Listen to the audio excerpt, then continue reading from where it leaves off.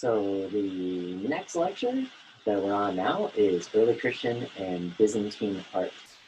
You may or may not recognize the symbol here, but it's the Chi Rho, and it just represents the first two letters of Christ, which is Jesus' name in Greek, basically. And they put the two letters together to make this handy little symbol, and it's one of the earliest icons in Christian art. So Christianity developed in a world, and it was influenced by other religions and ways of thinking, including some of the ones that we looked at so far. But to try to pick up some of the things we haven't talked about yet, we're looking at the West Wall of Dura Europos synagogue, which is in modern-day Damascus in Syria. So Christianity was derived from Judaism, and we're going to talk about Islam a little bit later on. And Islam is also part of that tradition. So those three religions together are often called the Abrahamic religions because they all trace people's relationship with God back to Abraham. So many buildings are dedicated to many different religions, practice of Dura Europos. And this is a rare example of Jewish art because generally Jewish art was Jewish art didn't exist in general, or it was iconic like architecture and other things, so without imagery. So seeing Jewish art with imagery is kind of a rare thing. So the Sasanians, which is a very powerful empire, which was based around modern day Iran and took over much of the Middle East from the ancient Romans. They siege the city and the Athens evacuate, and they leave all of their art on the wall. So we get to figure out a little bit about what's going on with them.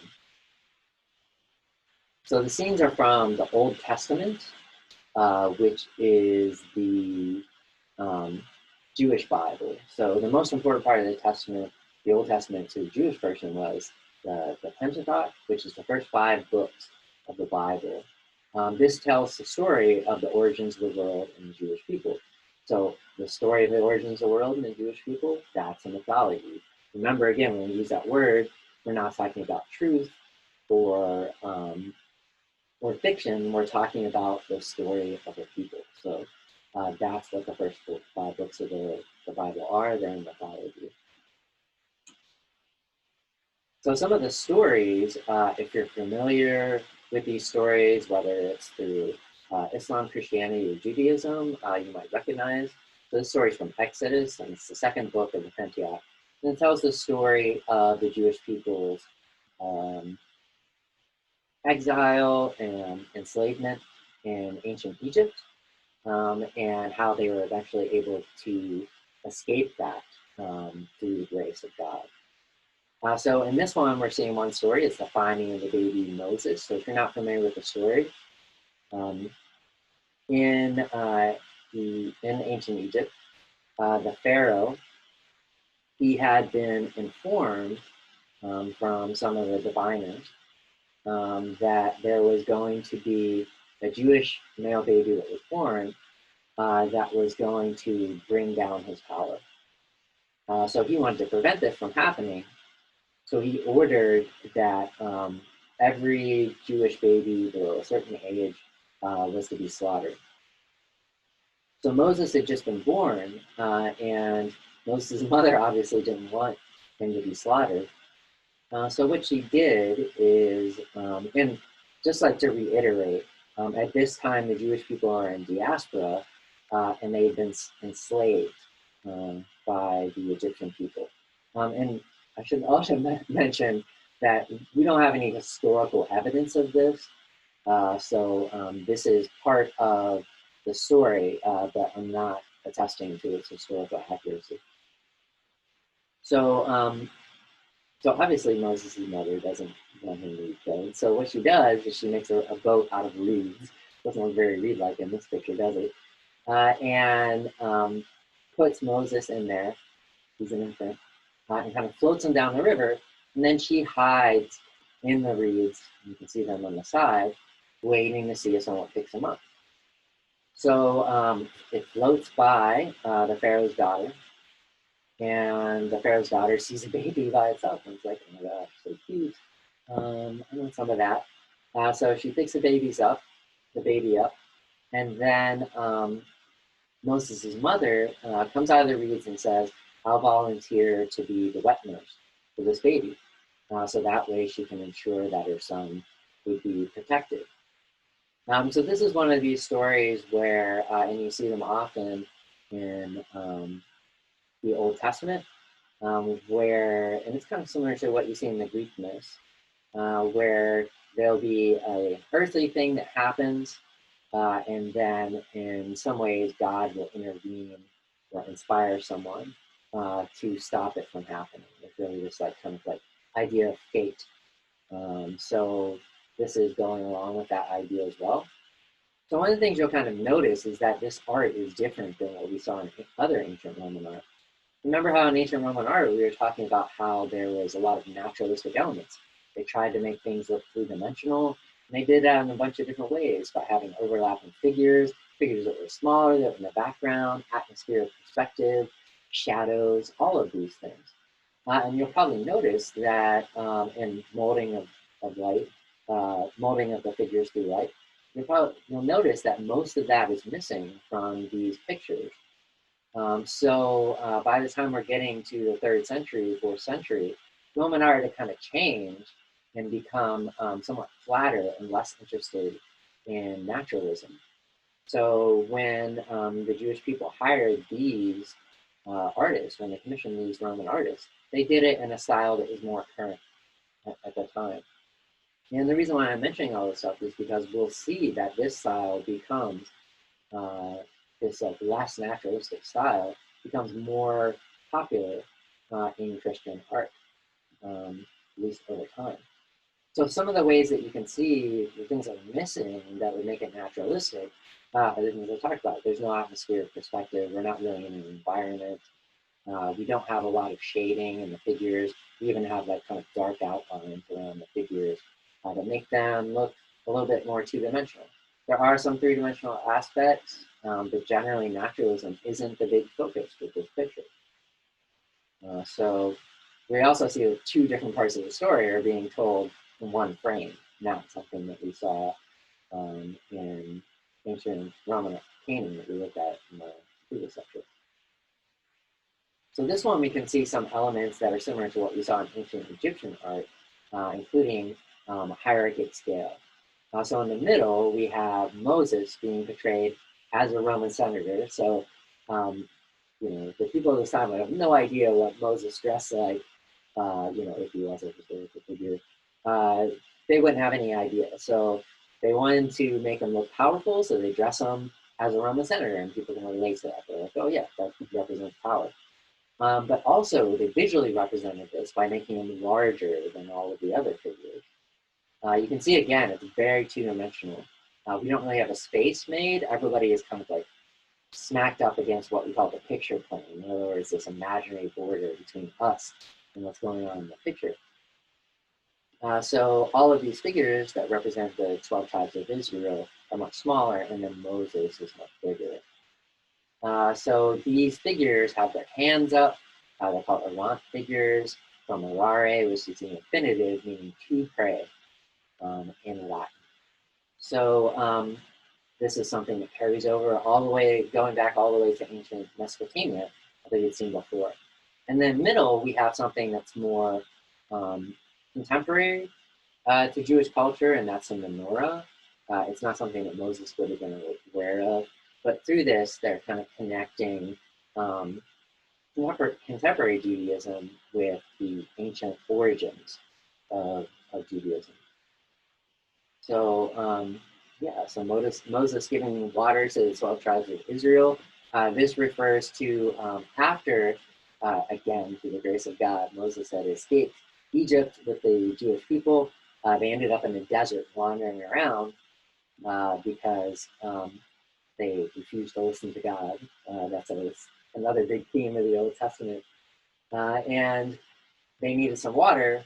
You know, God didn't want them to die, so he basically gave Moses the power to miraculously conjure some water.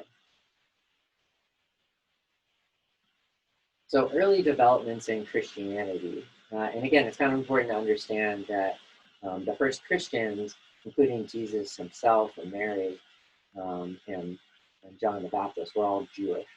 So it comes out of the Jewish tradition. So also the other thing that you should kind of understand is that if you're a Christian or you have ideas about what Christianity is and how it's practiced in contemporary times, the focus of Christianity might be different than the way that you understand it and the way it's practiced now, compared to the way that what the beliefs and practices are in ancient times that we're talking about. So I want to give you this kind of short story of Christianity so you can understand what the focus is in the art. So here we go. So Jesus Christ was crucified in about 33 AD in Jerusalem under the reign of Tiberius.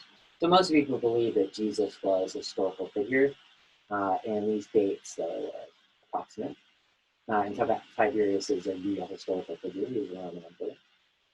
And this is considered to be the quintessential event in Christianity. So I'll explain what that means, because a lot of modern Christians think the resurrection is being that. So in the Old Testament, Adam and Eve committed the original sin. And I should mention Judaism, this is thought of in a little bit of a different way, but I'm going to explain to you how Christians think of it. So this story of Adam and Eve, they were the primordial first humans, and they lived in the Garden of Eden. And God gave them this that was basically a paradise. They had everything that they needed. They didn't have to worry about eating. They didn't even wear clothes because they didn't even know that was something they needed. It was just this like perfect place that they could live in, where everything was taken care of and they would never die. And that's pretty important. So God put them in this place, and then said, well, there's one thing that I don't want you to do. I don't want you to eat the fruit of the tree of knowledge of good and evil. So they said, cool, and went about their business. But then in the story, a talking serpent approached Eve. And I should mention, like, this story blames Eve a lot more than if you read the same story in the Quran. So I think in the Quran, they blame Adam and Eve equally, whereas in this one, Eve gets a lot of blame. So this talking serpent talks to Eve and says, hey, you know why God doesn't want you to eat from the fruit of the tree of knowledge of good and evil? Because he's jealous and knows that if you eat that fruit, that you'll be like him, and you'll have this knowledge and be godlike. So I think you should eat this fruit so you can be like God. And Eve says, that sounds cool, and eats the fruit, and then she convinced Adam to do the same. And when they do, they lose their innocence. They have knowledge of good and evil, but they don't get godlike powers. So they suddenly become aware that they're naked. So they put on some clothes, and then they try to hide from God, which, if you understand the Christian conception of God, is kind of impossible. So God finds out about them eating, ignoring his orders, and he says to them, "Okay, I'm kicking you out of this Garden of Eden." And he has an angel like kick them out, and then block the entrance to it. And he says to Adam, you're going to have to work in the fields and break your back to be able to make a living. And then he says to Eve, you're going to have pain in childbirth. And most importantly, he says, now people will die. So this is called, for Christians, the original sin. And this original sin not only damned humans to slave away and have pain in childbirth and to die, but Christians believe it made it so that it was impossible for Christians to ever reach salvation. In other words, go to heaven and be able to be one with God. So Christians believe that in between the time of Adam and Eve and Jesus, that a good person wouldn't go to heaven. Instead, they would go to limbo or purgatory, it's sometimes called. And that would be a place where they couldn't see God, They weren't being tortured like they were in hell, but they couldn't see God. So Christians believe that God made himself into a human, and that human was Jesus. And then he sacrificed himself for the salvation of all who have faith in him. And Christians believe that through this sacrifice, it kind of like wiped away the original sin of Adam and Eve. And unfortunately, it didn't wipe away pain in childbirth and having to work hard, but it did wipe away the impossibility of salvation and enabled people to eventually reach heaven and be one with God. And the reason why this is kind of thought of as a physical sacrifice is that there has been a tradition in Judaism of sacrificing animals to worship God. So in this case, God makes himself into a human being and sacrifices his flesh for the sake of all humanity. So this religion at first, it was kind of in a radical environment. The Jewish people were part of the Roman Empire and were treated as a conquered people. So as you might imagine, Romans saw Christianity, which was a new religion, as being possibly revolutionary. And they were correct to think in this way. When they looked at Judaism, they said, well, we can accept that. It's something that already existed. But this new thing could be dangerous to us. And they had really good reason for thinking that. Additionally, Christians refused to worship the Roman emperor as a god. And the Romans used this as an excuse, some of them, to persecute Christians. So as a result, Christianity was an underground movement for most of the first 3 centuries. And I mean that symbolically, as in you had to keep it hidden if you're a Christian, but also literally. The first art that we're going to look at is in catacombs, and Christians often had to worship underneath the ground inside of these catacombs. So the earliest Christian art that we see, they're kind of trying to hide a little bit that it's Christian, and they're also using Roman art and repurposing it in a Christian context. So the Good Shepherd theme, which is an old Roman theme, has been assimilated by the Christians from the Romans as a symbol of Christ's love for the meek. So this is often mentioned in the Gospels, which is a story of Jesus, about how he loves the weakest in society, the poorest, and he surrounds himself with the most oppressed and repressed people in society. So he has a special love for the meek. And it also relates to the idea of Christ's sacrifice. He is like a sacrificial lamb. So he has both love for lambs and is a lamb himself. So if you see this, there would be no way in the part of the image we're seeing to think, oh, this is a Christian image. It would just look like the other Romans as the Good Shepherd image. It's only the images that are around it that show things like fish, which is another Christian image that comes from stories from the Gospels.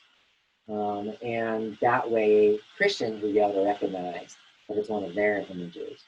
But to make these, they'd hire Roman artists and they'd use images in the exact same way. They're not really modified. They just have new meaning. So I think this kind of tells you like what the power of imagery is. It's difficult to come up with imagery, but it is kind of easier to come up with new ideas. So generally people use the old imagery and attach new ideas to it. So in the context, we can see some images. Some are Roman, like a peacock, and a few of them would be more related to Christianity, so like these Quran figures and other stories from the Gospels. So Constantine and Christianity. So we have lots of historical evidence about Constantine, unlike with Jesus, but we don't have historical evidence about Jesus while he was alive because he wasn't a very important person when he was alive. Whereas Constantine was an emperor, so we know a lot about him. But this story I'm going to tell you about is from a Christian perspective, and it doesn't necessarily represent the historical evidence that we have about Constantine. So Christianity was eventually tolerated under the Emperor Constantine. That we historically know. But the Christian story of how this happened, we don't know if this is historically accurate. So according to the Christian bishop Eusebius, who lived shortly after the reign of Constantine, before a major battle, Constantine had a vision. He saw a cross that said, "In this sign," that I wrote, "you conquer." The vision told him to put the first two letters of Christ's name on the shields of his soldiers. Constantine won the battle, and according to this story, converted to Christianity. Also, this is a pretty common theme in mythology, so of people being convinced by winning in a battle.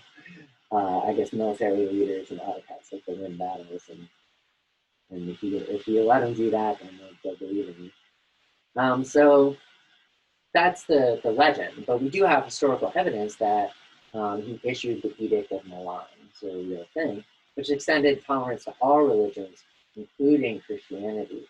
And this was super important because Christianity, again, they had to stay underground and hidden for most of the time before Constantine. But now Constantine said, you have the support of the empire, of our state support. The true origin of Constantine's interest in Christianity are unknown. We have evidence that he has an aunt that became a Christian, but he never said that he became a Christian, documentation of that.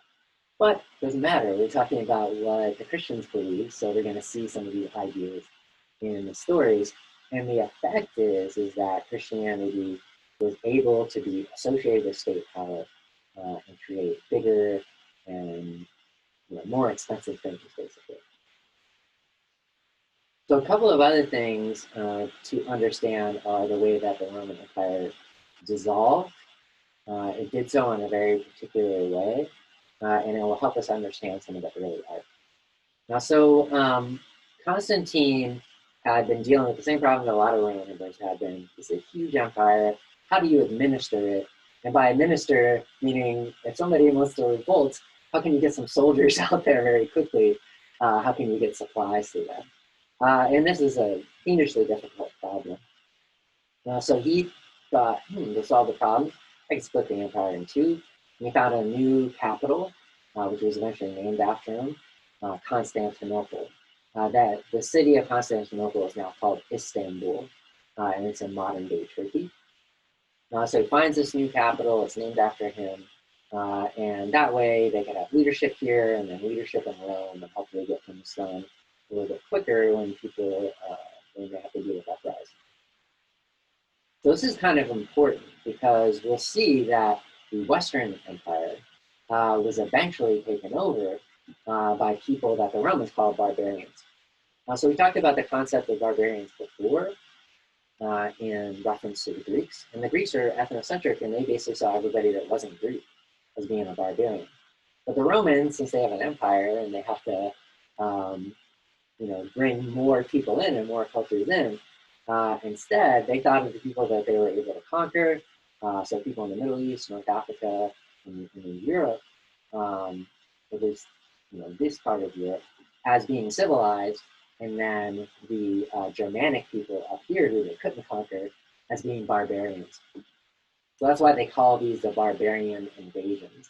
It doesn't say anything about the Germans themselves, that they were unsophisticated or animalistic or anything like that. It says more about the Romans than it does. And how unsophisticated could they be since they took over the entire Western Empire? So what's marked on the map is the names of particular Germanic tribes. So some you might be familiar with, the Angles and the Saxons, people that modern British people often refer to as Anglo-Saxon. We see more Saxons here, and then the Franks, where we get the name of the country of France from. And then some have kind of value judgment meanings of them nowadays. So the Vandals, they took over North Africa. So obviously in modern English, vandal means to destroy something. Nothing means to destroy state property, not personal property. So you can kind of understand what people thought of this particular Germanic tribe. And then various tribes are called Goths. And I think most people, when they associate the word goth, they think of like darkness or you know, vampire movies, or maybe the kid that's like really pale and wears black makeup. So you know, for some people, it'll be really positive. So, but for others, that might be a negative connotation. So later history, and this is something important to recognize, saw the Roman Empire as something that was good and civilized, and the invasion of these Germanic tribes as maybe not so good. And that's a difficult, you know, value adjustment to make. And I kind of love the Goths. They were in the other Germanic tribes. They're really bold. They moved into Rome, and once they did, they moved right into the emperor's palace and lived in there. So they weren't able to move into the Eastern Empire. So you can see it here, going through Egypt, Libya, and through modern-day Turkey and Greece. So that remained. So when you think of the fall of the Roman Empire in about the 5th century, part of it fell, but the rest of it continued. It even continued in some form, basically until the 16th century. And then even after that, until the 20th century in another form. So going back to the art and really understand context, this is the Christus Soul, and it's from the Christian mausoleum, Julian under St. Peter's Necropolis. So this is an interesting kind of piece because there are later structures that built over it that became very important to Christians. And it's from the mid-3rd century, so before the Edict of Milan. So the Christians are still forced to be underground and still forced to use Roman images and repurpose them. So this mosaic takes pagan imagery, and pagan is just a way that some people in monotheistic religions refer to, you know, polytheistic religions, so people who are modern gods. Again, it's not like it was a value judgment for some monotheistic people, but it isn't for me. And recast it in a Christian context. So what it's showing is Apollo, and Apollo was the god of the sun. And I should mention that Apollo, you know, probably literally borrowed from Amun-Ra from Egypt. So Apollo was the god of the sun, so he was often represented with this halo, kind of showing the shine of the sun behind his head, and with a chariot where he kind of dragged the sun through the sky. So they're using that image, and they haven't really changed it.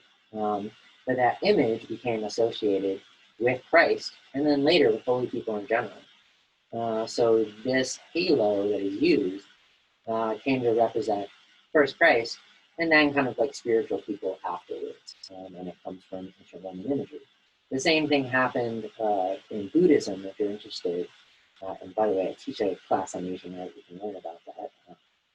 And they did the same things. They took the Apollo image and repurposed it for Buddha. So it's the reason why you see halos around Buddha's head as well. So some of the other imagery originally had a meaning for the Romans, but they changed the meaning. So the vines of Dionysus, we had talked about Dionysus before, equals the true vine of Christ. So there's a lot of kind of like symbolic imagery around vines, and they're talking about like vines for grapes for making wine. So he says, I am the vine, you are the branches. So what Jesus is saying there is that from this base that I established, you can spread out my kind of spiritual kingdom from that, just like a vine spreads out. And vines, they grow very slowly, but they're very strong, and they live for heaven, basically. So a very good image for Christians to think of themselves and how they could expand their religion. So in this, Apollo equals Christ. When we get in close, we can see the halo. This is a mosaic made of colored rocks. But he's also holding an orb, and we'll see this continue. And that represents his dominion over the world. So when we look at later books in the Bible, there's this concept of Jesus being kind of like a king-like figure instead of the modest figure he was on earth after he's died and resurrected.